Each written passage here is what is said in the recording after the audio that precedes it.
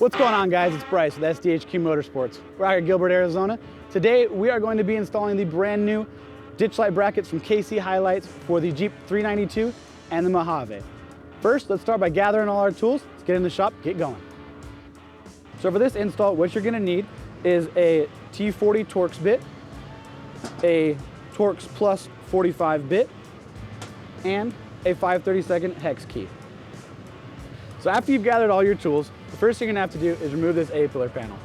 Take your Torx 40 and your ratchet, and start with these bolts here.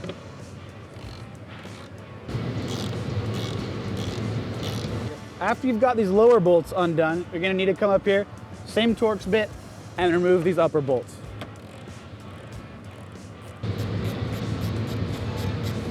So now that these upper bolts are out, we've got to remove this panel. You can start kind of low here and get it out. And you'll kind of have to lift this upper bit and it should slide on out here. Just like that.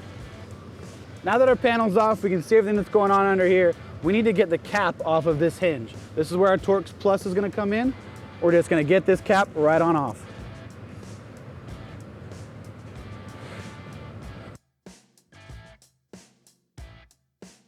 So now we're gonna get our provided spacer. We're gonna put it up here in our rear bolt hole, and that'll be the start. Then we're gonna grab our driver's side A-pillar mount. Our one bolt goes up here. We're gonna grab our cap for the hinge and just kind of thread that in and get it started. And that should hold our bracket just like that. Now that we got it hand tight, we're gonna adjust our bracket so it's sitting flush and flat on our spacer. And we're gonna tighten our hinge bolt down.